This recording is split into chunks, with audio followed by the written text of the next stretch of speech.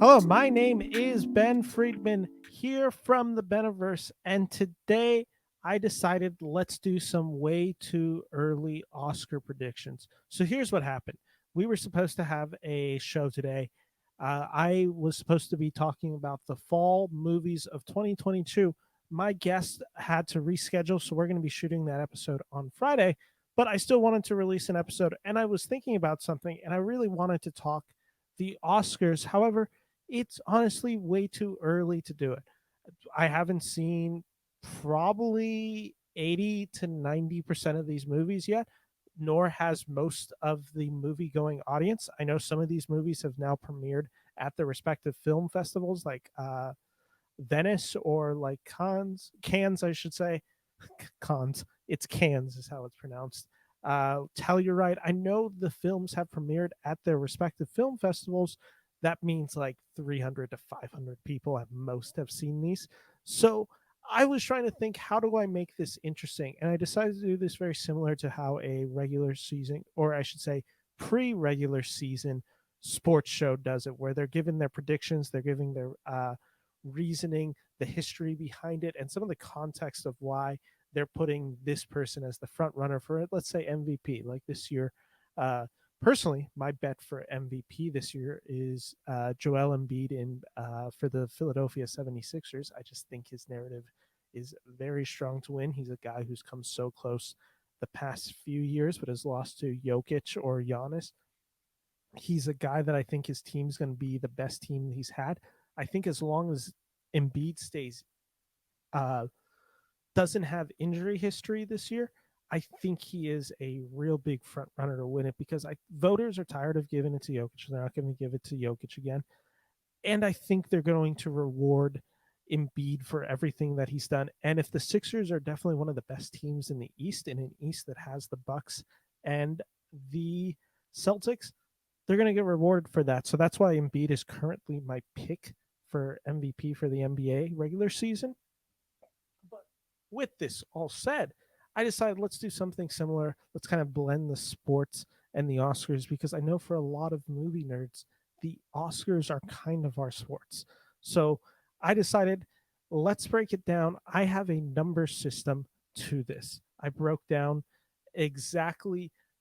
I was trying to figure out how to do this as objective as possible while realizing this is a very subjective discussion. I hope I said that right. Is it subjective means opinion, objective means just based on facts? I hope so, but if not, you know what I mean.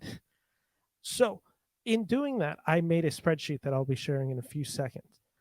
And I'll just break it down real quick. On the spreadsheet for Best Supporting Actor, you will see a few categories in here. I have celebrity. This is just based on the stardom of it. The awards love to have big celebrities in their front rows representing Hollywood. They love to have people like Tom Hanks. It used to be Jack Nicholson. They love having Leonardo DiCaprio. They love the big names who just draw attention and people know around the world. It's good for business. So a celebrity does matter.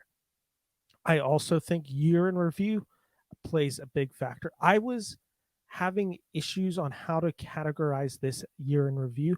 I originally had it as celebrity relevance this year because there's some celebrities who are very famous, but maybe haven't either had a great year publicly via publicity, or they just haven't been in the limelight much, or just a bunch of other reasons. And maybe some people who are less of a celebrity have just had a really big year. One name in particular is going to be coming to my mind. But I decided to do it as a year in review. This is kind of just everything and how the public is perceiving this celebrity and how Hollywood is seemingly interacting with the celebrity right now. I also had the next category was Oscar Darling. Oscar Darling should be pretty straightforward. This is a rating of how well liked are you within the Academy? Are you an actor that has had much acclaim? Have you been in a film or multiple films that have won either Best Picture or have been nominated for a handful of awards? Have you been working for years? Are you well respected within the industry? You always see each year. Most of the Oscars in reality, it is friends celebrating their friends. And it's not always necessarily the best film or the best performance. It's who's due for a win, and who are we going to nominate? The people that we continue to nominate. It's the reason why someone like Meryl Streep, very talented actress, can rack up 18 nominations when there are a lot of actors giving great performances each year. So that's Oscar Darling. Filmmakers involved. This one was, again, another kind of subjective one. Originally, I had it as like cast involved, but eventually I made it for filmmakers. These are the people who are helping make slash get this film off the ground. For instance, the big one is probably most people are thinking directors. Someone like Spielberg is a big filmmaker, and he's going to have a relevance that a lot of other directors just can't have. But then there's also studios. Maybe who produces your film? Maybe what studio is producing it? If it's Neon producing your film that just had, Parasite win Best Picture, I should say, Best Picture at the Oscars a few years ago. Maybe that plays in your favor, etc., etc. Next, I had genre. Is it an Oscar type movie? Are these the films that the Oscars test typically goes after? Is this a film more like, let's say, The Darkest Hour with Gary Oldman, a very traditional, standard, safe pick for the Academy Awards? Or is this something a little bit more daring, something that really invokes risk that maybe you don't see rewarded often, whether that's superhero movies, whether that's genre pictures? The next one is narrative. This is one of the biggest things. This is the idea of campaigning for your award. This is the idea of what have you done. If we won, what this would this mean, not only for you winning, but just for Hollywood in general? Think of someone like who had a really strong narrative a few years ago, though didn't end up winning, Chadwick Boseman, who passed away. He had a really strong narrative to win Best Picture. Ma Rainey. He was an actor who had never won a who was an actor who had never won a Best Actor, excuse me. He was somebody that had just recently passed away. He was beloved. He starred in one of the biggest films of all time in Black Panther. He was all around a great guy. So there was a narrative to push and see to get this guy celebrated. One thing I should note real quick for narrative and my next category, I'm allotting to give the person an extra point if I deem them to be the front runner right now, or if they seem to have the strongest narrative going forward. My final category is word of mouth, and this one's a little tricky and very hard to rate when some of these movies haven't even been seen by, from of what I'm aware of, anyone. Word of mouth is how well is the film being reviewed slash tracking right now. If it just recently had a premiere at one of the festivals, how did it do? How are the actors in these specific categories? How are they faring? So some of these people, again, they're going to get an extra point if their film has come out and people are rallying around them. One person in particular, one has already won awards for his performance and is seemingly the best supporting actor, one of the front runners. So, with that all said, each category is out of 5, but for narrative and word of mouth, you could possibly get up to 6. I have what looks like, I believe it is 17. No, I have 18 people who are in play, one of them being the same person, just for 2 different roles. And we're going to break down, I'm going to do it alphabetically by movie, and then I'll explain and justify each of the ratings with them. So let me share my screen real quick. Oh, let's make it bigger. There we go.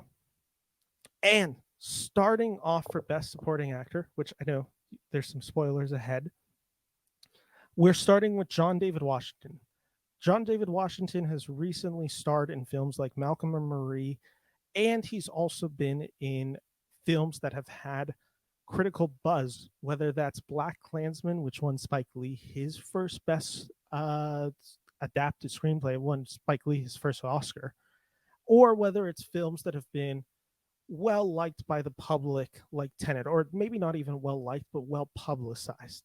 He is the son of Denzel Washington. He is going to be starring in the film this year, Amsterdam, which is directed by David O. Russell. O. Russell has directed other Oscar winning films such as Silver Linings Playbook and The Fighter, which won Christian Bale and Jennifer Lawrence their Oscars. He's also directed a handful of other films that have been in Oscar contention. such as Joy and American Hustle. So let's just break down the categories each. Celebrity, fairly well known celebrity. He's rising up. He's definitely one of these young celebrities that is coming up. But, after Tenet, after Black Klansman, being the son of Denzel Washington, he is a well liked, well respected actor within the industry and someone that I don't think has anywhere near peaked, but he also quite isn't where celebrity of some of these other names are. So he's at a 3 for year in review. And I should note for year in review, if this is really your only film of the year and it's having Oscar buzz, as of right now, you're staying at a 3. The ones that break higher are because they've had a really good year with other projects involved, and the ones who are lower maybe have been in some trouble publicly or been in some stinker films. So we'll talk about those later. But yes, if you're not in one of those categories, you're just a 3 in year review, which for John David Washington, he's a 3. For Oscar Darling, he is a 2. He is somebody that has never been nominated for an Oscar. He has been in a handful of films, though, that have. How I tried breaking this down in my head is somebody that got a 2, it means that they maybe haven't been, not even maybe, they haven't been nominated for an award themselves. However, they've been in films that have been. So, with him being in Black Klansman, I think it's fair to say, and him having such a young career, I think it's fair to say that he's at a 2. Uh, this is where the score starts going lower, and I think where the narrative can start falling apart. Filmmakers involved. David O. Russell has been a very controversial filmmaker, to say the least, in the past few years. He had a scandal involving his underage niece. I want to say she's underage. Back in like 2011 and back in 2012, where he is accused of sexually assaulting / harassing his underage niece. That's been being brought up more recently as this film nears. David O. Russell has also had a history of abuse on set. Amy Adams and David O. Russell had a fairly well publicized explosion on the set of American Hustle. I know there was some really strong tension on the set of I Heart Hucklebees. I don't know if this guy's particularly well liked, and I think a lot of people view him in a really negative light, especially post the Me Too. So, for filmmakers involved, I think having David O. Russell is going to present a lot of challenges, especially when it comes to publicizing this movie. And are people going to come out to see a movie with somebody that has had so much toxicity surrounding them and so much controversy surrounding them? In terms of genre, usually I would say this sounds like a slam dunk, but this is kind of described as a mystery comedy, a little bit of dark comedy in there. The Oscars aren't typically known for going for comedy. They're not typically known for going for that genre.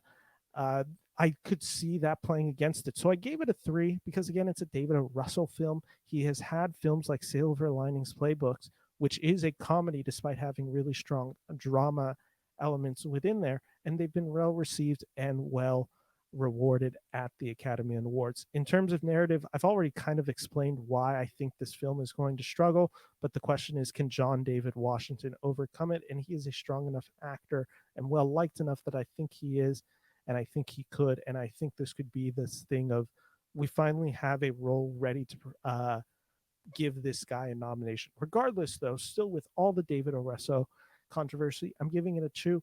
Word of mouth, it's a 2. Again, it's that weird thing where, from what I'm aware of, no one's seen this movie. I don't think it's had any form of a premiere yet. And it has the David O. Russell controversy that has been a big part in this film discussion, which is what builds word of mouth. And when people are already crapping on the film you're in, it's going to put you at a little bit lower. So I have it at a 2. So I will say at the very end of all this, when I go through all the names, I have their averages calculated, and I'll be ranking them from least likely to most likely according to my math. But that's John David Washington's case. So a lot of 3s, nothing higher than a 3, but also nothing lower than a 2. So he'll probably average out somewhere below a 3. I don't think he gets in personally. This is an interesting one, though. The next guy, Anthony Hopkins, who is in the James Gray film Armageddon Time.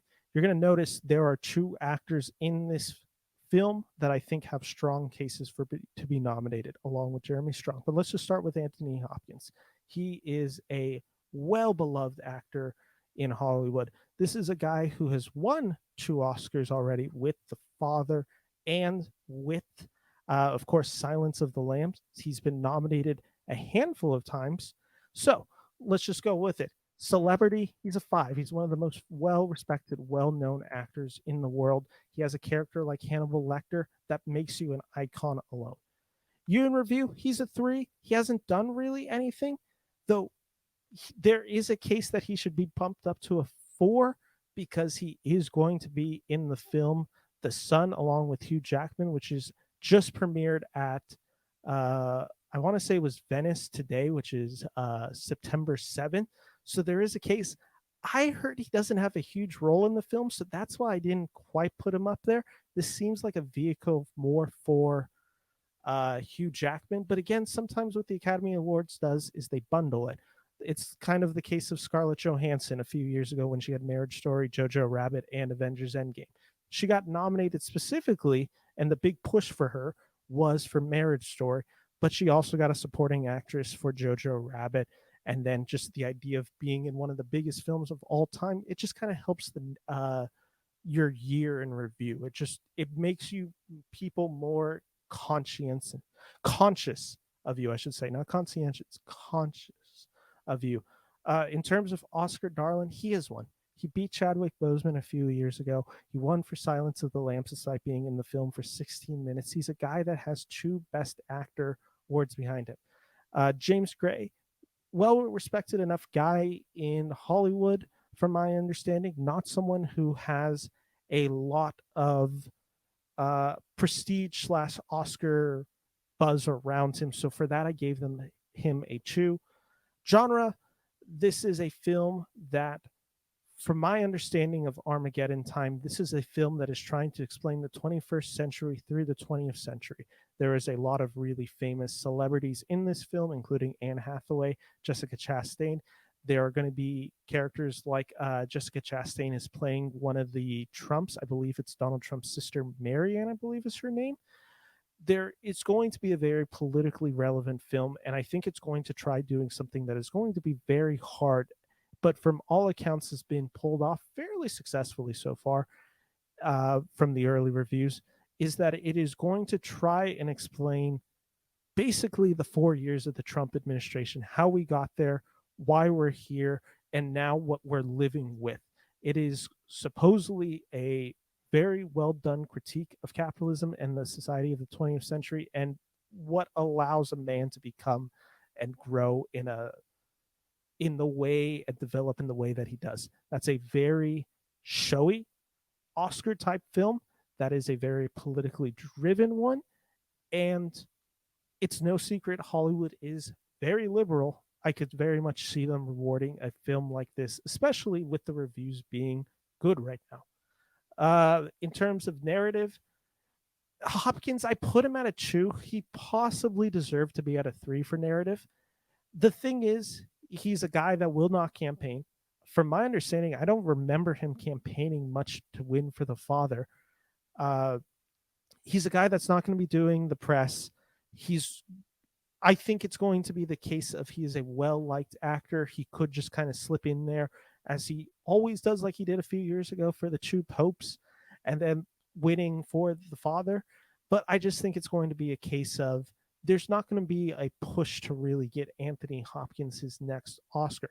Now, he could easily get nominated. He is a strong enough actor to do it, but he's not going to be campaigning like someone like Hugh Jackman will be campaigning to win his Best Actor award.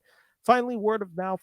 Again, from my understanding, the word of mouth on Armageddon Time has been strong, but I haven't heard much praise or of that attention being put on Anthony Hopkins. So I'm giving him a 4, where Jeremy Strong in this category, word of mouth, has a 5. But so going to Jeremy Strong, who is having a really good year this year with Succession on HBO, being one of the most critically acclaimed shows of all time. Uh, there's, from my understanding, I believe he's up for an Emmy and could very much win an Emmy, so that would also help. He's just going to be, again, another guy in the public consciousness for the next few months. TV and movies are very different, but also a lot of them, of the people who vote for Emmys, are also going to be voting for Oscars. There's going to be an overlap, and he is a well respected actor in one of the most loved shows right now. His celebrity, I think he's at a 3. I don't think he's a particularly well known actor, but Succession is very well known. So I think that kind of averages him out at a 3. Year in review, I already said, with the Succession, with starring in this film, I think he's at a 5. He's had a really great career. I don't know if I'd call this the pinnacle of his career. I think he has many more years to come. Uh, Oscar Darling, I put him at a 1. I know he was in the Trial of the Chicago 7, so I should, in theory, have bumped him up to a 2. That film is such an ensemble film that I feel like he gets lost in it, and he wasn't the performance people were standing, or that stood out, unlike Sacha Baron Cohen and Eddie Redmayne, who got much buzz for their performances. He's in the ensemble. I think he's good in the movie, but I wouldn't call him somebody that really people were campaigning toward. And I think he can get lost in Sorkin's Trial of Chicago 7. Filmmakers involved, I already said this. I had it at a 2 for filmmakers involved for James Gray. Genre, I already gave my justification. Narrative, unlike Hopkins, I gave Strong a 4. He is a guy that I could see very much campaigning for it. He's been campaigning for his Emmys. Again, he's well liked. This could kind of just be the coming out party for Jeremy Strong. Look how good this actor is. Look how talented he is. Look how not only he's in one of the best TV shows, he's also in a powerhouse movie like Armageddon Time, and holds his own alongside the likes of Anne Hathaway and Anthony Hopkins. I think that's a strong narrative. He's been a person that I've also noticed has had praise given to him for this performance. So that's why I have him for word of mouth. I have him at a 5 because he's been one of the ones that I've heard singular focus on for the for his performance in Armageddon Time. So that's my case for Jeremy Strong. Moving over next, we have Brad Pitt for the film Babylon, which is directed by Damien Chazelle, who has previously done films such as La La Land, which, of course, for 1 minute was the Best Picture winner, but he was also directed films like Whiplash and First Man. First Man did not get much buzz for the Academy Awards that year, but it was a well-respected enough film. Babylon is a film that will be focusing on the transition from silent film to talkies of the 1920s to 1930s. This is very much up Hollywood. It has very famous actors in it, such as Margot Robbie, obviously Brad Pitt, and Tobey Maguire. This is a large budget, relatively. I believe it's a 50 to 60 million type film. If this hits very similar to a La La Land, I think it could very much have just a lot going for it. So, in terms of celebrity, no one's bigger celebrity than Brad Pitt. He is kind of almost what I base celebrity on. Him and Tom Hanks, who will come up a little bit later, they're the celebrities. Year in review, he's had a rough year. I'm not going to talk much about the Brad Pitt Angelina Jolie drama that has been going on around Hollywood. I've read some of it. I'm not particularly well informed. It doesn't sound particularly good from what I've heard. This doesn't put him in a particularly great light. This could be something that comes out closer to the award season that I could just see derailing it. Bullet Train is a fun movie, but it's not a particularly good movie. So it's not like he has another performance. I get he's in Lost City, so he's been a little bit more involved in movies this year, but he has such a small role in the Lost City. Granted, he's the funniest part of that movie for just his brief scenes. I think he's good in Bullet Train as well. But there's so much with that Angelina Brad Pitt drama right now that I could see that kind of derailing him. And as of right now, I think the name is maybe not tainted, but it's definitely a little bit cooled off. Uh, Along with it, though, one thing that will boost him up, where he has a 1, in Year in Review. He has a 5 in Oscar, darling. This guy's been nominated for upwards of 6 Academy Awards. He's won 2, one for producer for 12 Years a Slave, one for actor, best supporting actor for Once Upon a Time in Hollywood. Well liked actor. He's been nominated for other films. And then even the films that he wasn't nominated for, they were also made splashy appearances at the Oscars, like Inglorious Bastards. In terms of, like I said, Year in Review, 1, Oscar Darling, 5 for the guy. Filmmakers involved, I already talked about the fact that Damien Chazelle had a film. Uh, the fact of what happened to him with the Moonlight La La, sorry, La La Land debacle, that could be an influence for wanting to reward this film. I would think they would probably put that more on Chazelle than Pitt, with the fact that they also just recently rewarded Pitt. But it could very easily happen that Chazelle is a really well liked director within the Academy branch. In terms of genre, this is totally up Hollywood's. This is a throwback movie to the golden age of Hollywood with really famous celebrities, a big budget, produced by one of the big studios in Paramount. I could just see them going full on for a movie like this. Narrative, again, I've already talked about how I think the Brad Pitt, the whole idea of, are people going to be hesitant to reward Brad Pitt? What does it look like uh, with younger members now joining the academy in droves? Are they going to be more socially conscious than ever before, where some of this stuff was being swept under the rug? Do they want that? Also, don't forget the Will Smith controversy. The slap just happened like 6 months ago. They want to play this Oscars pretty safe. They don't want anything that can invite negativity to this next awards. Expect when they announce a host, it's going to be a very safe host. Someone like Steve Martin Short, the Selena Gomez idea that they had. Maybe they get Tom Holland like they were pitching last year. Maybe a Dwayne The Rock Johnson. Maybe they convince Hugh Jackman to do it. Who knows? But it's going to be someone really safe uh, with audiences and with the Academy themselves, just due to the Will Smith controversy. So I could see Brad Pitt definitely, if in the next few months, because from my understanding, Babylon won't release until December, and I don't think people are going to be really able to see it until, I think some people in like some of the selective cities will start to get to see it in November. But really, this is a film that's going to have a late push, and it's going to be a last second contender by all accounts, because this won't be coming out till around Christmas time for a wide audience to see. Uh, Word of mouth, and that's why the word of mouth is very low for me right now. It's a chew. I know they just did, I believe it was the E Weekly, so that kind of bumped it up a little bit. Up until yesterday, because I'll admit, when I was making my list for the other podcast, we're doing the top 10 most anticipated movies of fall 2022. I didn't put Babylon on there because I just wasn't sure if the movie was going to come out. I might have to rework my list now, knowing that it's coming out. But yeah, so that's why I have Babylon at a 2. By all accounts, it's coming out.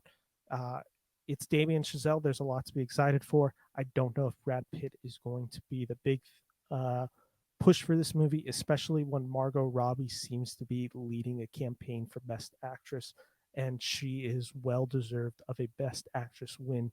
But the narrative has been all around her. Let's go to the most fun one. Harry Styles.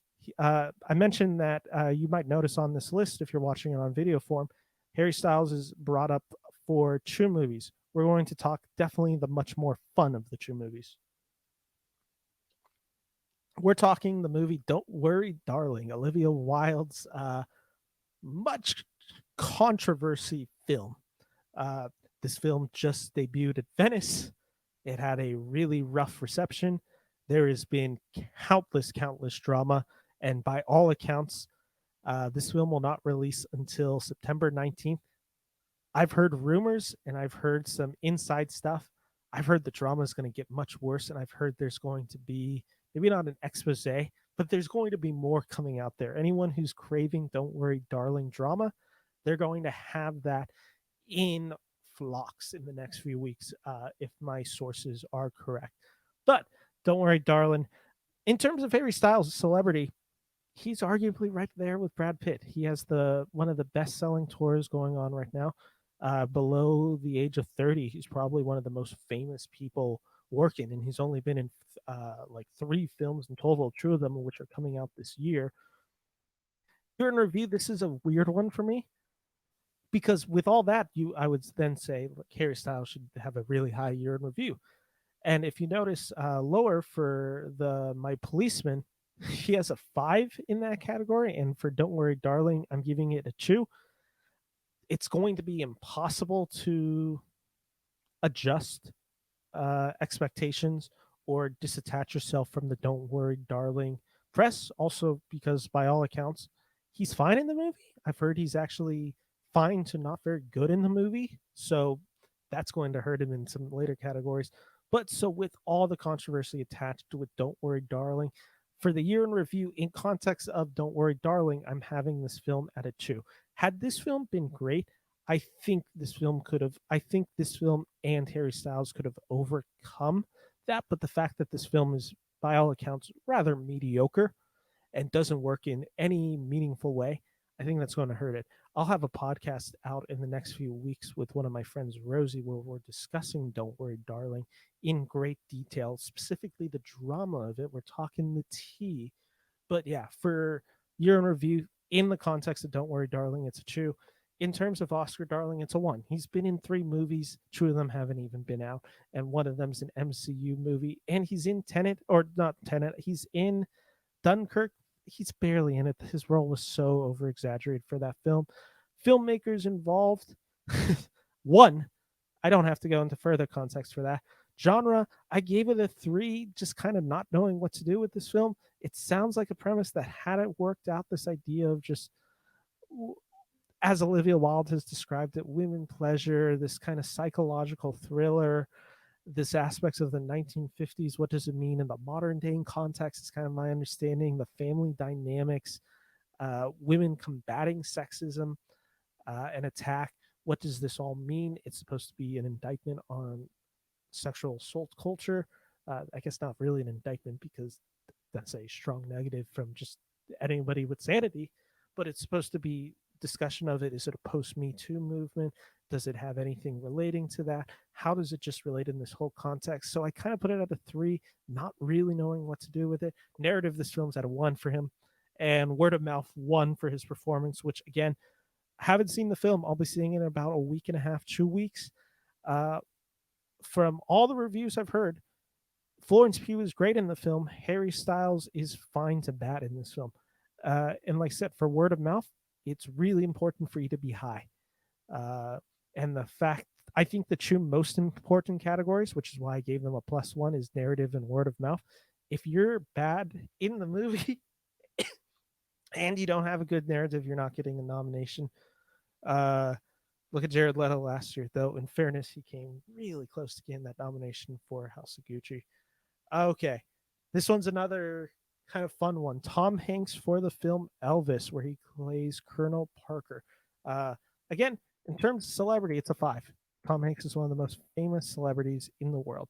Year in review, I'm giving it a 2. And I know I already said that year in review. If you haven't done much this year and this is really your only film and it's being in consideration for an Oscar, I give you a 3.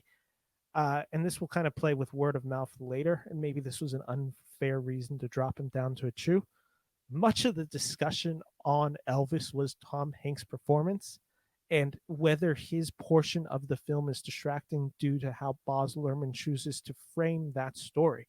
I wouldn't go that far. I don't think the performance fully comes together. I think it is the classic case of a good performance in a misguided story on how to use that performance. But regardless, he's been kind of the center of criticism within that film. So that's why I dropped that 3 down to a 2. Oscar Darling, he's a 5.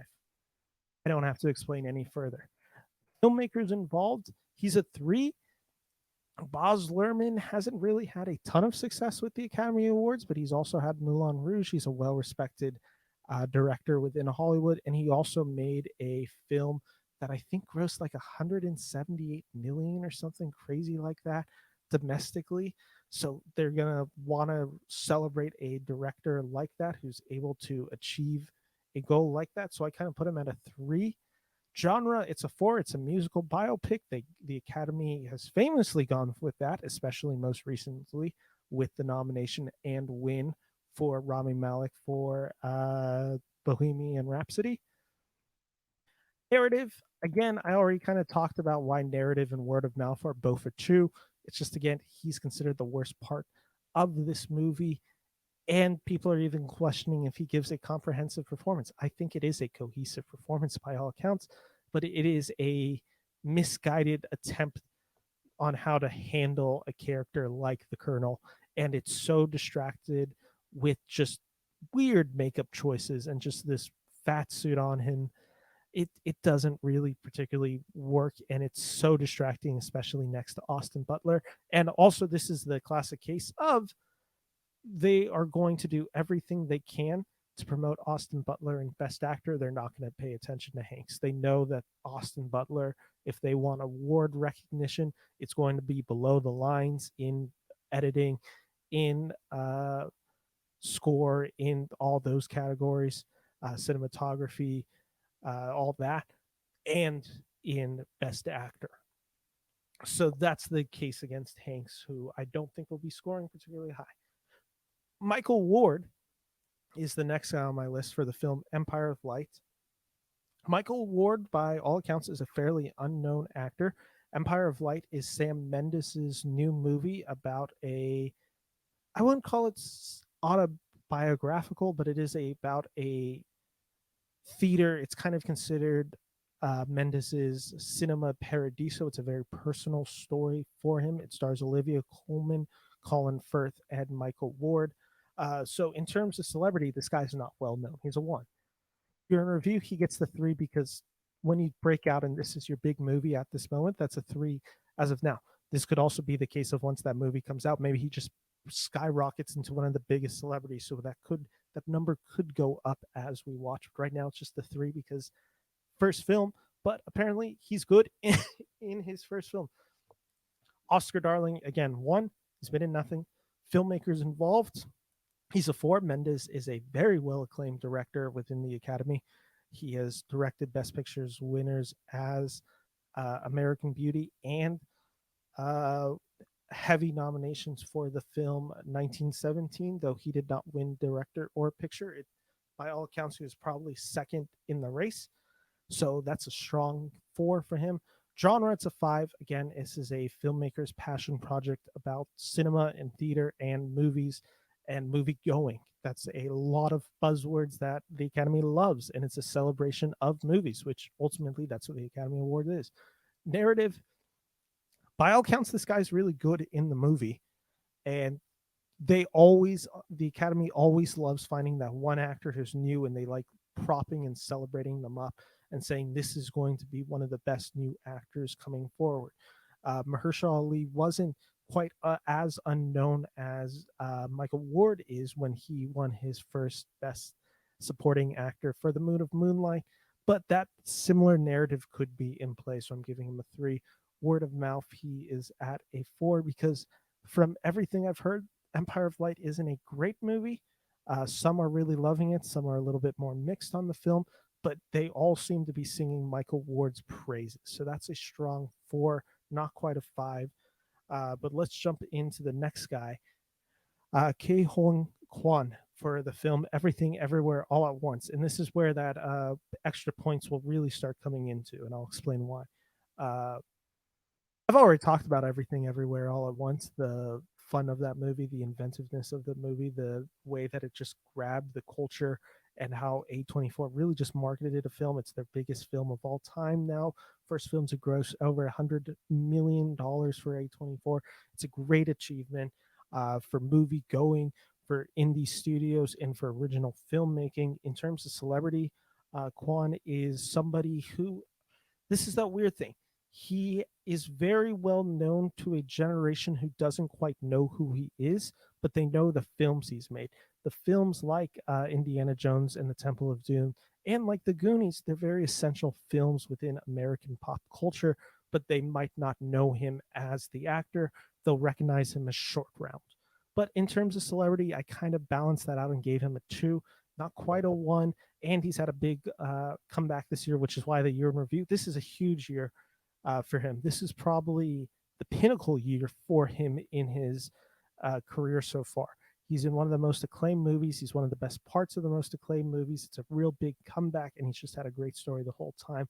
It's a strong five for him, and he's already won some awards, which we'll talk about in a second. Oscar Darling, it's a one, because again, I just didn't know how to get him any higher when he's the films that he has been in.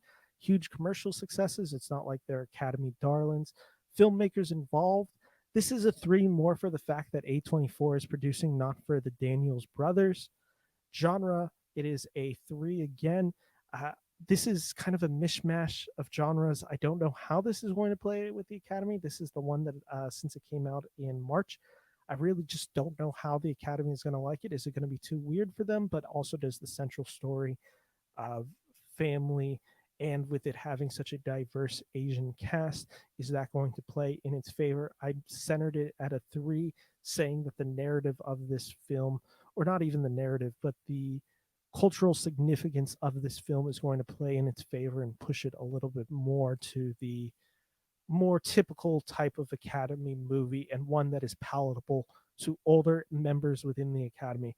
Narrative, it's six though. This guy has been the front runner really since that film's come out. No one's really been able to topple him. This is a guy that has already started winning critics awards, which I get critics are not voters for the Academy Awards, but it's just a good push that this film has been this relevant for this long, suggesting that this guy might have a chance to get nominated. So right now I'm putting his narrative uh, at a six. Also, just the idea that this is an actor who hasn't starred in anything and he's having this big comeback year, and it's a really big film uh, for Asian American actors. It represents a lot of good in Hollywood, and it represents the idea of progress happening. Uh, though that sounds like such a cynical way to describe this movie, but you have to remember that's how the Academy thinks. They're a cynical bunch. Word of mouth, again, really strong film, really loved by a huge audience. I like the film a lot. And while I have some criticisms of the film, I also think he's the best part of this film. Let me take a sip of water before we jump on. Okay, so we're going to talk about Harry Styles again for the film My Policeman. My Policeman is a film I really know nothing about besides the fact that it is being produced by and distributed by Amazon Studios. This is a film from a director who has had a previous film in 2016 that I believe starred Nicole Kidman and a bunch of other fairly famous celebrities. Uh, the director of this film, whose name I'm blanking on again, he he is primarily a theater director, and this film follows a closeted gay man. uh, I should probably get some more information on this film. I do apologize because I really don't know much about this film. My Policeman, the director is Michael Grandage, and in the late 1990s, the arrival of elderly invalid Patrick into Marion and Tom's home triggers the exploration of systemic events from 40 years previous. The passionate relationship between Tom and Patrick at a time when homosexuality was illegal. So again, narrative wise, or not even narrative wise, genre wise, this is very much an Academy film.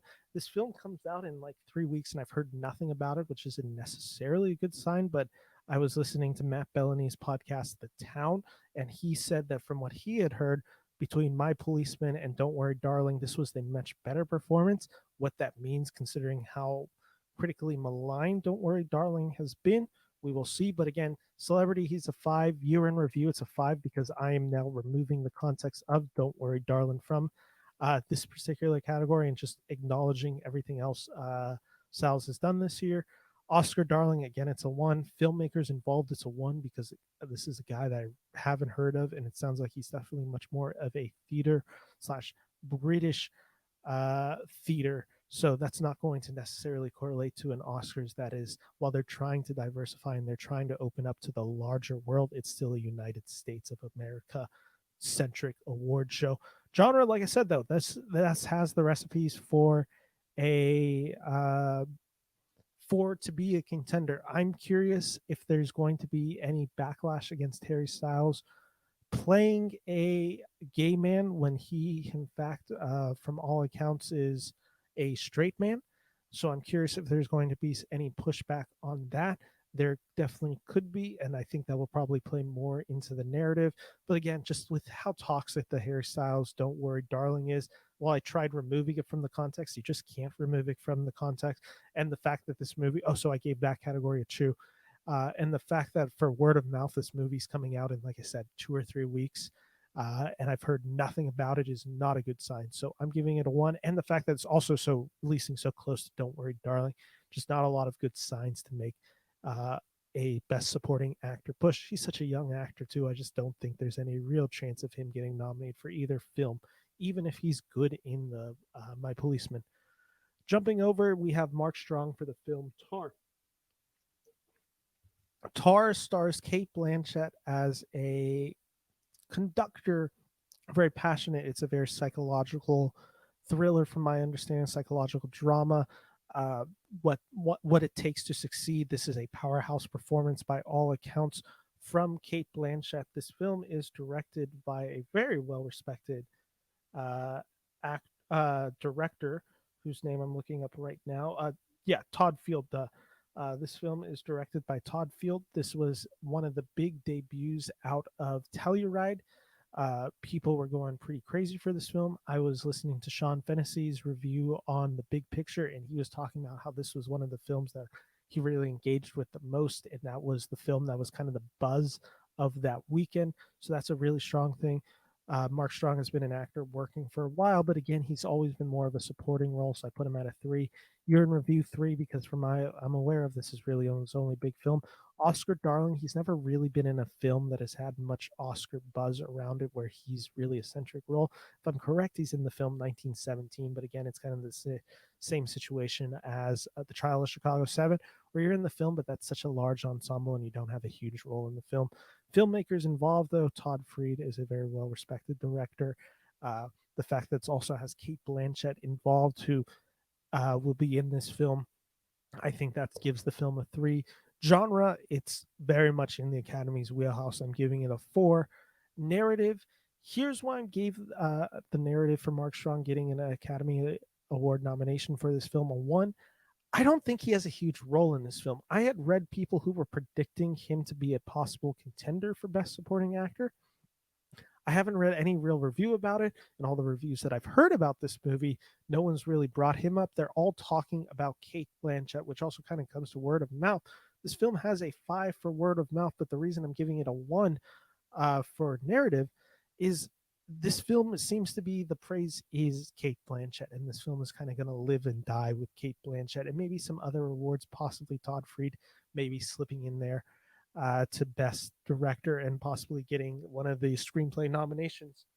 But I'm not hearing much else for any of the other performers. The next one are two actors who are in the films The Banshees of Inisherin. The first actor we're talking about is Kerry Keegan. He is a celebrity that I think is a two, possibly could have pushed him up to a three because he's now the Joker in the Matt Reeves Batman trilogy. He is also was in the film Eternals, but again, that's such a large ensemble. It's kind of hard to determine where he is. Year in review, I put him at a three because the only other real big film he had this year was The Joker, which again, he's in it for like 1 minute and you can't really see his face. And I also just didn't love that performance within The Joker, and I thought it was the worst scene, or not within The Joker, within the Batman, and I thought it was the worst scene within the film. Oscar Darling doesn't really have a background in that, so it's a one. Filmmakers involved. This is the film done by Martin McDonough, I believe is his name. Let me just double check that. The Banshees the Banshees of in. Can I spell correctly? Uh, yep, Martin McDonough. He was previously has made films like In Bruges, and in 2017 he had the big film Three Billboards Out of Ebbing, Missouri, which was an Oscar contender. So I think this guy's at a three, but this guy also makes some really dark comedies. If you haven't seen In Bruges, that's a really dark film. So I don't know where exactly this film is going to land, so I kind of gave it a three. Genre, I gave this film a four. This sounds, by all accounts, a little bit more dramatic, a little bit more cinematic in its scale, which favors it for the Academy Awards. Narrative, I have him at a 4. He's just another bright young actor that I could see kind of taking the Cody Smith McPhee spot that Cody Smith McPhee had last year. Plus, like I said, he's going to be the Joker in a few years. He's just a bright, up and coming actor that I could see a campaign being brought about. Like, this is one of the next biggest stars in Hollywood. Uh, so that's the narrative at a 4. Word of mouth, this film's got great reviews out of, I believe it premiered at Venice Film Festival. So I'm giving that a 5. And then let's talk about the other guy in the film, The Banshees of Inisherin, who is the other best supporting actor, which is Brendan Gleeson of the Gleeson family. He has been an actor that has been working forever. People will probably most know him for some of his more mainstream films where he played, like, for instance, Mad Eye Moody in the Harry Potter series. He was in The Tragedy of Macbeth last year. He's been an actor that's been in a bunch of stuff. If you go through his IMDb, you'll recognize it. He's been in Paddington. He's done comedies. He's done dark films. He's done films with Martin, such as In Bruges. He's done the more dramatic theatrical films, such as The Tragedy of Macbeth. He's done the big blockbuster films. He's kind of done it all. In terms of year in review, again, 3, because I don't think he's done really much this year. Oscar Darling, I have him at a 1. This is a guy that, outside of Tragedy of Macbeth, he's never really had a film that's been in Oscar really conversation. And it's not like he was in conversation for The Tragedy of Macbeth that was so largely Denzel Washington dominated. So I'm giving it a 1. I'm giving it a 3 again for the reasons that I already outlined for filmmakers involved. Same with the genre, is also getting a 4. Narrative, 5. The reason is because it sounds like, of the two supporting actors, he has the juicier of the two roles and probably closer to a co-lead with Colin Farrell over Barry Keoghan. So that gives him the boost above Barry Keoghan. So if I gave him a 4, I felt it was only fair to give Brendan Gleeson the 5. And then for word of mouth, I gave him a 6, which is, again, one of those extra points that I divulged. This film's premiered. It's very well received. Colin Farrell is considered excellent in this film, and Brendan Gleeson is also considered really good in the film. And the two biggest praises have been with Farrell and Gleeson in this film. So I just see that being a recipe for success for Brendan Gleeson getting a nomination. Uh, the next one, this one is one that I'm almost positive will be a sure thing. I think this is safe money unless the movie's just horrible, which I believe we will know as of. Does it play at Venice? I don't remember if it plays at Venice. I feel like I heard that this film was going to premiere on, like, September 10th at one of the festivals. So I want to say it's Venice, but I'm now starting to think it might not be. Oh no, it's TIFF. It's playing at TIFF. I'm pretty sure, and it will be premiering pretty soon. I think it's the big film coming to TIFF this year. It's the Fablemans, which is Steven Spielberg's passion project. Uh, about him growing up in Arizona. It's supposed to be very much a film about him falling in love with film. It's Steven Spielberg. He's one of our best. It's Paul Dano. Celebrity. He is a supporting actor, but he's a damn good supporting actor. Uh, but again, he's never really taken off, but he's been in really well received films, which is year in review. That's why he's at a 5. He was the Riddler earlier this year, where his performance was very well received, and he's in the Fablemans. This just seems like the easy narrative of, you were in one of the biggest films and you could be in one of the biggest critically acclaimed films. This is all working in this guy's favor. Next, for Oscar Darling, this one's the weird one.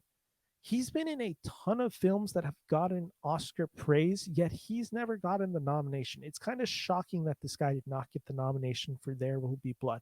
I understand why they focus more on Alan Arkin for Little Miss Sunshine, but the There Will Be Blood one is pretty shocking, especially when you look at the competition that year.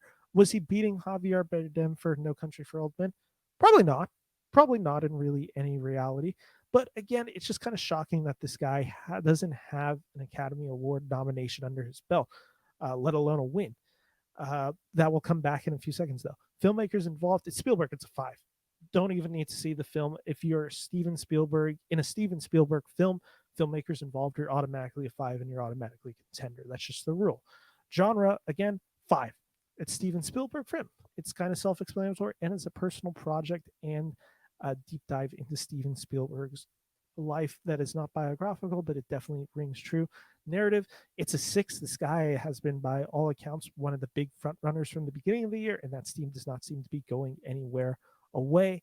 And like I said, with the success of Batman and how good he is in the performance, it's just going to be the case of this guy has made great film after great film after great film. We've never recognized him. He's made two really good films this year. In theory, again, we haven't seen The Fablemans, but I can speak on the Batman, which he is very good in.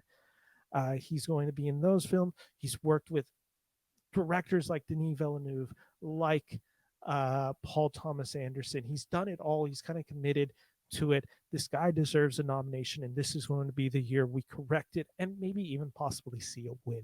So he's a 6 for narrative. Word of mouth, he has to be a 3, though, because no one's seen the film from what I'm aware of. I don't think, besides studio execs, I don't think anyone has publicly seen the film. I'm pretty sure, though, Paul Dano is going to be on that list, though. Going over to a film that premiered today, September 7th at Venice, is the film The Son, and the actor from that is a 20-year-old actor named Zen McGrath. The Son is the follow-up, not a direct sequel or not even a sequel to the 2020 film The Father, which starred Anthony Hopkins. This film stars Hugh Jackman, and by all accounts, this is going to be the film that gets Hugh Jackman in contention for Best Actor. The Son tells kind of the story of basically how this kid gets effed up by the abuses of his father, and it's the family legacy of what happens to him. Then he brings on, and it's just, when does this all stop? In fairness, I don't know much about this film. I just read some brief reviews about it. I haven't seen much on it, but I've heard it's a very much a film that explores the history of a family and what that can have on a family later on. You're in review. This guy's a 3. I haven't heard of him, but again, you're in one of these films, you're going to get a 3. Oscar Darling, it's a 1. Filmmakers involved, it's a 3. I didn't know exactly how to rate this guy who did The Son, which is the director. Let me look it up. The Son is directed, I'm using Letterbox for all of this, Luc Dedarny and Jean Pierre Denarde. So it seems like they are brothers. They did The Father. So that was a well acclaimed film. But again, that was a very Anthony Hopkins well acclaimed film, and I guess Olivia Colman well acclaimed film. So I put them at a 3 because it seems like they're very performance centric, which will help definitely the performance get a chance to get in there, but it won't necessarily be bolstered by the fact of, look, oh, you're working with these well acclaimed, well loved directors. I think the directors are kind of anonymous compared to some of the actors that they work with. In terms of genre, this has all the makings to be a Best Picture contender. Family story, very dramatic. Some critics are calling it very melodramatic. Narrative, and where I just hinted at the melodramatic, narrative on this film has not been great. It premiered today. Hugh Jackman's performance has been getting much of the acclaim, and that seems where the film is going to be focused on, is that performance. I heard some people even just straight up say Zen McGrath was miscast in this film. I can't know that to be sure. I haven't seen the film, obviously, but that's not a good start to a narrative being built for Best Supporting Actor, especially when all the attention is again going to Jackman, and that's where the studio seems to be putting their finances and resources in, is getting Hugh Jackman a nomination. Then we're going to jump over to Word of Mouth, which is a 3. Again, film was fairly well received. I know it has its naysayers, but it also has some positive, a lot of positive. Some people are calling it really melodramatic and manipulative. Other people are calling it a really beautiful film about family. Family. Vin Diesel family. He just comes out of the corner. So I gave it a 3. Again, because word of mouth seems to be mixed, but more definitely leaning positive. But it doesn't seem to be leaning positive in Zen McGrath, and the focus is not being placed on him. Next one is a performance that I've been shocked that a bunch of people have it on their running list for possible contenders, and that is John Boyega in the film The Woman King. Celebrity status, you could have made the case that he was a three, but it's kind of a weird case right now with just how the sequel Star Wars trilogy kind of mishandles the character of Finn. So I put him at a three. Year in review, I put him at a four. He's was in another really great film, which I wish would get some Oscar recognition. Was the film 892, as it was originally titled, now titled Breaking, which is out in theaters. Check it out if you haven't seen it. It's a really damn good film. But for that, I think he's had a really strong year. It's not like Breaking's been this huge like cultural phenomenon. It's not like I don't even know if it's going to necessarily do great business, but it's a really well done film, and it was a big film out of Sundance. I'm giving it a four for year in review. Oscar Darling, this guy doesn't have any track record in the Oscars. Filmmakers involved, this was the person who directed the film Love and Basketball, which is a film I've never seen. I know the Blank Check podcast did a whole just breakdown of every film that this director has done. It's Gina Price by the Wood. Gina Price by the Wood. Here's the thing, and it's why I have it at a two. It's I was looking at her track record. I don't love the film she's made. I didn't think Old Guard was particularly good. Uh, Again, I haven't seen Love and Basketball, but from my understanding, that's not like a particularly well acclaimed film. She's made like good films that have like really worked with audiences, but she hasn't made like a necessarily great film, in my opinion, yet. So that's where I'm just, or maybe not even a great film, in my opinion, more of just she hasn't made one that has really stood what the Academy stands for. So it's just hard for me to believe that it's going to be this film. I haven't thought the trailers look particularly good. The film is coming out, and I want to say, it's either coming out the Don't Worry Darling weekend or like the weekend after it. There's been no press on it. Viola Davis is obviously in the film, so that makes it a contention for Best Actress, because whenever Viola Davis opens her mouth, she needs to be considered for a Best Actress award. That's the rules. She's a very damn good actress. But so I put it at a two. It's also a historical drama, which hasn't typically done well in the Academy's history. The Academy is not particularly well known for giving uh, their films uh, that are historical dramas. Recently, I should say, like last year with The Last Duel, which was, I know, a film people are really advocating to get a Best Picture nomination. It didn't, and it's just I could see this film struggling in that way. Genre again, this seems more like an action blockbuster movie than an Academy Award nomination, so I put it at two. Narrative, I mean, I guess it's a three. He has a strong narrative. There could also be some case of look what happened with the Star Wars case. Look how that franchise kind of got lost from beneath him, how the studio kind of took it from him, the response that he's had so publicly, kind of not necessarily backhanding Lucasfilms, but also kind of backhanding Lucasfilm. So I could see there being some ground support amongst the younger actors and the younger members of the Academy. I also think that's going to struggle because I think some older Academy members are then going to call him out for his behavior and being ungrateful as they see it, ungrateful as they see it for being in a Star Wars film. So I could just see that coming really messy really quick. So I have the narrative at a three. Word of mouth at two, because again, this film comes out in like 2 weeks and I've heard nothing about it. Next one on this list, we have the film Top Gun Maverick, and Miles Teller is my Best Supporting Actor nomination here. I haven't seen him on any list. I just kind of put him on just to have fun real quick. Glenn Powell, if we were actually taking Best Supporting Actor, I'd put Glenn Powell over Miles Teller, even though I think Teller's really good in the film. Top Gun Maverick is obviously one of the biggest films ever now. It's grossed, I think, like $1.6 billion, which is insane. It's the biggest film of this year, and by all accounts, there's a good chance that stays the biggest film of this year. Celebrity status, Teller would have probably been a three, but with this movie, it really catapulted him to just a stronger four. So I put him at a four. I then have Year in Review. He had this film. He also had a bad film called Spiderhead, but the fact of how big this film was, it definitely worked in Teller's favor. Thus, I gave him four.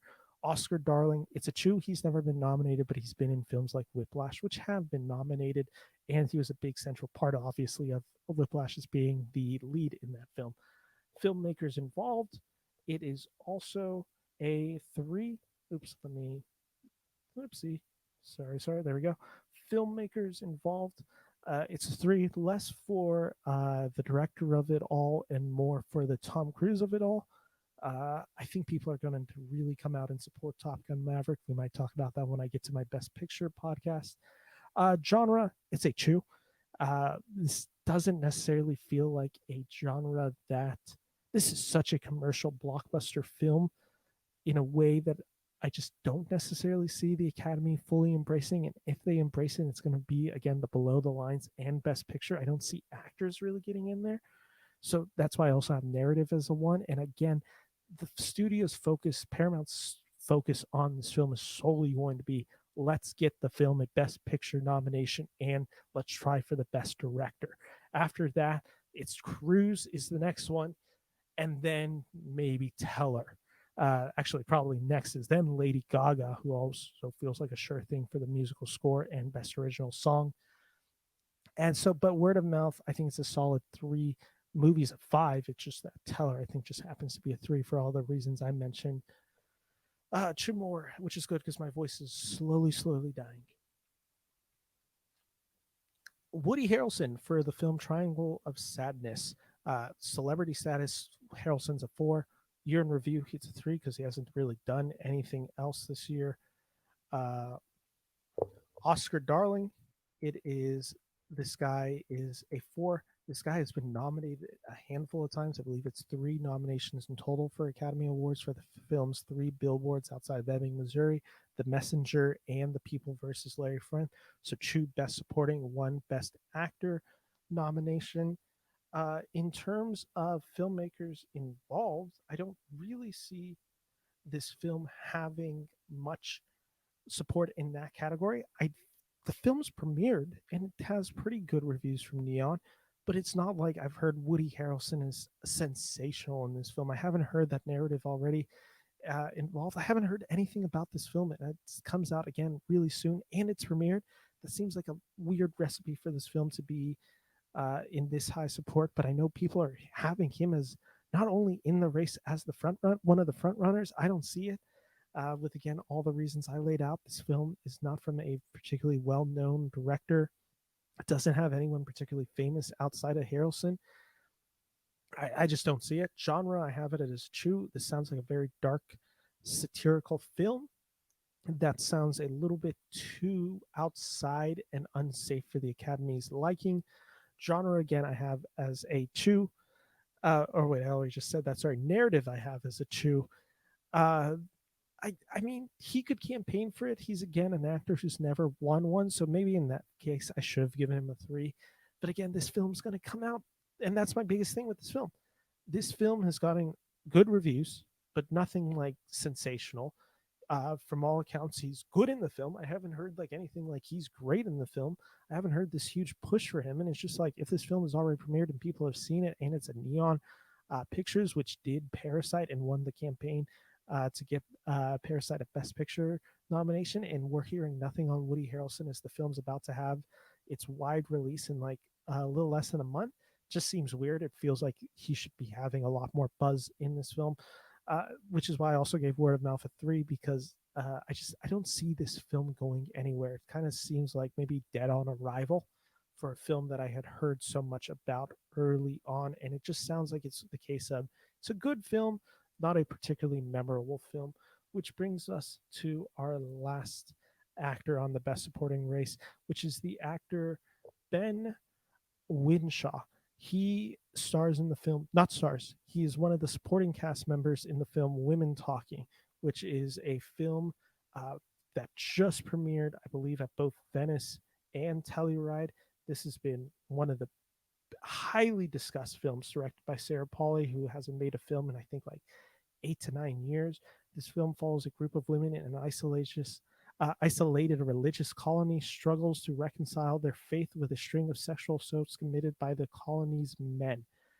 This is a very dark subject. This has been considered a very culturally relevant subject. I do want to just note I've mostly seen men's reviews from this film, so I'm curious to see when more women start reviewing this film, how this film is going to get received. Uh, and I think that's a really big point to talk about this film. So when we're talking about it, when I'm hearing the reviews, I've heard mostly men's perspective of this movie, which they have been all calling just one of the best of the year. Celebrity, he is a very famous British TV actor, but he doesn't have much uh, exposure in America. Year in review, I put him at a 3. Oscar Darling 1 because he hasn't been in a big film. Filmmakers involved, I put him at a 4 because Sarah Polley is a very well acclaimed director, kind of has the Jane Campion narrative from last year, a director who has made a film in like 9 years, and now this could be the third woman who wins Best Director in a role with Chloe Zhao, then followed by who won last year, Jane Campion, and then possibly this year with Sarah Polley. I just think that's a really strong narrative for this film. Uh, and for the filmmakers involved, I think the Academy really is embracing Sarah Polley. Uh, Genre, I'm giving this a 5. This has all the makings to be a Best Picture nomination. Narrative, I have this at a 2, mainly because there's like 12 really famous women, all in supporting roles. This is such an ensemble film, and it's kind of crazy that that the Academy Awards doesn't have a Best Ensemble award, because this could easily be the case. But I just have a feeling that if the studio really promotes this film, they're going to be promoting the film around the women of this film and not the director, or sorry, not the best supporting actor, because especially from what I heard from when Sean Fennessy was talking about this film on the big picture, he was a little nervous, the idea that, like, how do you nominate just one singular performance in this film? And let me tell you, a bad look would be if you nominate the one man in this film, and not the other 12 amazing actresses like Jessie Buckley, Claire Foy. It's also making the best supporting actress race really confusing, and when I get to that, we'll talk about that. And then word of mouth, the film has been getting great reviews, so I gave that a 5 all around. So those are the 18 names. Did I count that right?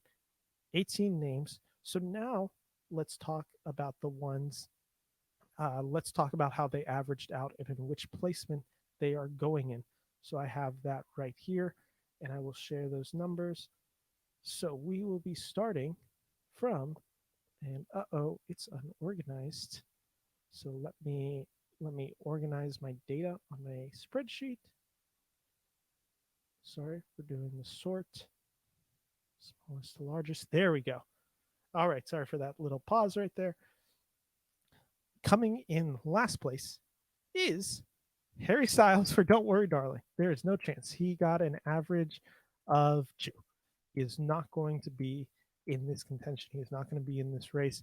Next on the list is, oopsie, I have John David Washington for Amsterdam, who averaged out to a 2.4. Uh, I don't think he's going to be in this race. This might be a little too low. I might be devaluing him just solely because of the David O. Russell of it all. But he is at a 2.4, and he comes in at 17th place. Coming in at 16th place, also with a 2.4, is John Boyega. Uh, they're tied. They both had a 2.485, et cetera, et cetera. Coming in at 6, so he's coming in at 16th place. Again, I just don't see the Woman King being any form of a real threat. Coming in next at 15th place is Zen McGrath for the film The Sun. I already talked about the fact that this film is being pushed as a Hugh Jackman film, not him, so I'm not particularly surprised that this film doesn't make it in. By the way, this is also the first time I'm seeing the list for myself.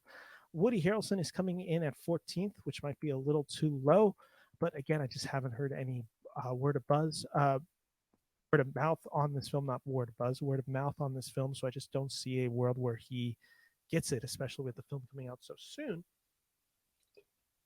So he got 14. This is where the algorithm maybe doesn't make sense, and because it's going to favor celebrities in year-end reviews when they're so high like this. Uh, Miles Teller came in 13th place for Top Gun Maverick. I think he's probably much lower, but the algorithm stands, and I'm standing by my algorithm. I averaged all out the numbers, and that's how the numbers play out. He has a 2.7, which I should just mention. Uh, these three actors, Woody Harrelson, Miles Teller, and Harry Styles, came in with a 2.7. Coming in with a 2.85. Oh, sorry. Coming in with another 2.7 uh, in 12th place, which I guess is probably just because it's in alphabetical. I don't exactly know how this place came out, but coming in 12th place is Harry Styles for the film My Policeman. Again, makes sense. I think the Academy would really love to get Harry Styles at the award show. I think at the Academy in the start, they would play off the Don't Worry drama to really bolster ratings, but I don't think that's what the Academy is particularly interested in, and probably for a good reason. Coming in at uh, number number 11 for an actor. I don't even know how much he's in the film, so he kind of just averaged out in the middle because I didn't know exactly what to do with him, was Mark Strong for the film Tar. Coming in at number 10 is Michael Ward for the film Empire of Light. If you hear more about this film, as it gets seen by more critics and more positive reviews possibly come out, I could definitely see Michael Ward bumping up. But for an actor to be in his first movie, it kind of seems really hard for him to jump into that top five slot, especially with some of the talent that will definitely be in those race. Coming in at number 9 is Barry Keoghan, which makes sense because the Banshees film, like I already talked about, has been well acclaimed. He's at a 3.14, so he's at a pie where Michael Ward was at a just straight 3. So Barry Keoghan's coming in at 9, which again makes sense to me because I have a feeling that the Banshees, of the praise of the film, that's going to be going more to Gleason. Coming in at number 8 with a 3.28, uh, tied with another one, is Ben Wishaw for Women Talking. I It makes sense that this film is so high because of how critically acclaimed this film is. That really does help. If you're in a really good movie, you have a much better chance of getting a nomination. And if you're good in a really good movie, that really helps. But again, hard because I took away his points for the narrative because I just don't see a narrative being made around him, because he is one of the male characters in a cast that is so specifically female, and that is where the love is going to be going for that film. He's at 8, tied with number 7, which is Tom Hanks, which that's just the case of it being Tom Hanks. He's one of the most famous people alive. He's also at a 3.28. I'd probably put, I actually, Tom Hanks probably is more closer because that probably plays that he's in so heavy of makeup. He's doing the accent. He's so ridiculous. It kind of plays into the Academy type of role. It kind of reminds me of Jared Leto from last year, where your character shows up in makeup, plays against type as a villain. You could get nominated. Coming at number 6, just missing my list at a 3.4, is Brad Pitt. Uh, for all the reasons I mentioned with the controversy around him. Had he not had the year in review at a 1, had he even had that at a 2, he probably is in the top 5. I am still standing by that, and I think the math worked out in favor for me for that Brad Pitt not being in. So the 5 that made it in, and I'll do it in order. Uh, Number 5 and number 4 got the exact same scores with 3.57. I have number 5, Brendan Gleeson for the Banshees of Inisherin. I can never pronounce that name. I'll have to learn before the movie comes out. He's at a 3.57. Makes sense with all the praise I've heard sung around him already, and the fact that this film sounds like it will be a very big contender at this year's Oscar. Coming at number 4 is Jeremy Strong. This one, I am solely believing the hype and the excitement I have for this movie and that critics seem to have. Let's see how it does with the public. Let's see how they're going to embrace a Trump drama. Does this film get a lot of blowback? Though films that have a really hard political message, like Don't Look Up, did get rewarded last year at the Oscars, so I could see Jeremy Strong getting it on top of Succession Love. If he wins Best Actor this year for the Emmys, that could be a huge boost for him. So he came in at number 4. These two are tied at 3.7. I have Jeremy Strong. Sorry, I have Jeremy Strong came in at number 4, tied for number 5. Coming in at number 3 with the same score is Ke Huy Quan from Everything Everywhere All at Once. He got a 3.7. I think he is going to be a front runner in this award, and I am putting my stamp that the math worked out in favor of this one, and I think the narrative for him really helped him out. The fact that I was able to give him a narrative and a word of mouth at a 6 right now really helped him out. So he is coming in third place, tied with second place, which is Anthony Hopkins. As much as I talked about the fact that he's not going to campaign for this film, he's also one of the best living actors, and he's going to be in a film that has been well regarded. Wouldn't be shocked. There's always a few films every few years that get the two supporting actors uh, with two or more performances. I know a few years ago, the film starring The Favorite with Emma Stone and Rachel Weisz were both supporting, while Olivia Colman was Best Actress. Wouldn't shock me if something similar happens with Armageddon Time, where you have all three of the supporting actors with Hopkins, with Strong, and then with Hathaway in competition. So I think Anthony Hopkins is in a good place. That almost also happened with Belfast last year, with Dorman and I'm blanking on the actor who plays the father in Belfast. But it's very common to see a film get multiple rewards in Best Supporting Actor and Actress rather than Best Actor and Actress, which is always solely for the most part. So Anthony Hopkins came in with a 2 with 3.7, so he tied Ke Huy Quan from Everything Everywhere. And then coming in at number 1 with a 4.1, by all accounts, probably the front runner for this year. Kind of seems undeniable unless this film is bad. Paul Dano. So my number 1 through 5 again was Paul Dano in some order. Paul Dano is the clear number 1. Anthony Hopkins and Ke Huy Quan a tier below him, and then Jeremy Strong and Brendan Gleeson the tier below him, with Brad Pitt coming in at 6, and Tom Hanks and Ben Whishaw being basically tied. Oh, sorry, Eric Keegan, Ben Whishaw, and Tom Hanks being tied for that tier below Brad Pitt. So my nominations are again Paul Dano, Anthony Hopkins, Ke Huy Quan, Jeremy Strong, and Brendan Gleeson. And with that all said, my voice is dying. I'm ready to end this show. That's my best supporting actor race. If I should adjust some of the categories, I might have to. I might play around with it. I think next week is going to be best screenplay, so I'm probably going to adjust how those categories work a little bit because celebrity status and narrative and year in review, some of those aren't going to work exactly like that for screenplay, so I'll adjust it. But I'm going to try doing this for all the major categories. Categories like cinematography, below the line, all that stuff, I'm not going to do until the films become accessible. Because what am I going to do? Say best cinematography? I haven't seen this movies. I can't judge the film by how they look. And it's kind of unfair to Gart to judge the films as early contenders, but this is what you do for sports. That's what I'm doing for the movies. That's what I'm doing for this year's Oscars. So with that all said, thank you all for listening to this extremely long episode. My name is Ben Friedman here from the Beniverse. Thank you for watching. Take care. Bye-bye.